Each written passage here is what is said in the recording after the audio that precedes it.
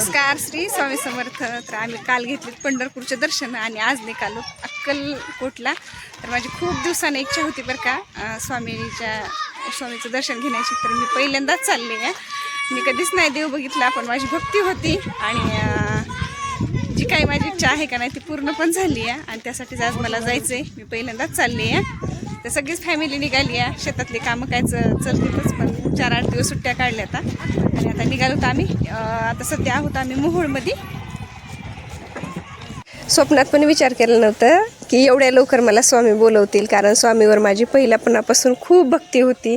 जेव्हापासून मी मल्हार झाले का नाही तेव्हापासून स्वामींना जास्त भक्ती म्हणायला नाही बरं का, फक्त तोंडावाटे माझ्या नामस्मरण होते. जास्त काही सेवा माझ्याच्यानं नाही घडत. पण असं एवढं वाटलं नव्हतं की अगोदर असं यूट्यूब चॅनल चालू करण्याच्या अगोदरपासून मी विश्वास ठेवू लागले स्वामींवर. जे कराल ते तुमच्या आशीर्वादानं होईल आणि जे माझ्या आयुष्यामध्ये आनंदाचे क्षण येतील ते तुमच्यामुळेच येतील, असं एवढं सोपून दिलं तर मी स्वामींवर.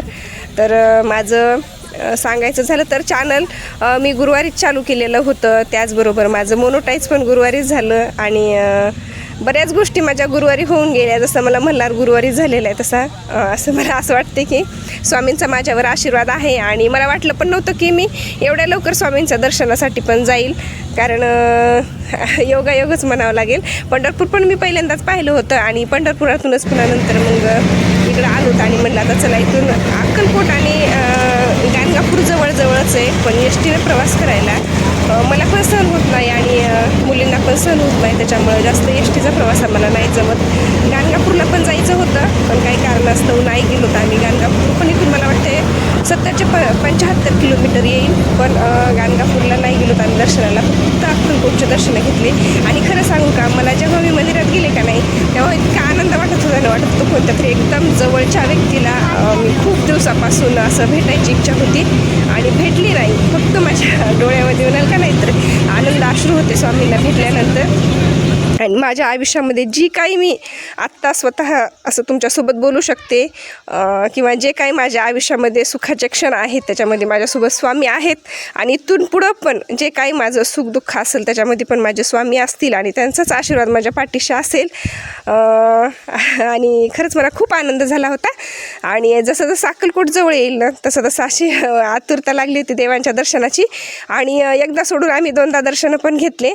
आणि बसमध्ये म्हणाल तर इतकी गर्दी ना, सगळ्यांना सुट्ट्या आहेत त्याच्यामुळं बसमध्ये पण गर्दी आणि रेल्वेमध्ये पण भरपूर अशी गर्दी आहे. तर चला थोडासा व्हिडिओ घेतलेला आहे मी अक्कलकोटमधला आणि कसा वाटला ते नक्की सांगा. आणि तुमचं पण प्रेम सगळ्या प्रेक्षकांचं माझ्यावर असू द्या. तर चला मग आता थोडासा तो व्हिडिओ दाखवते.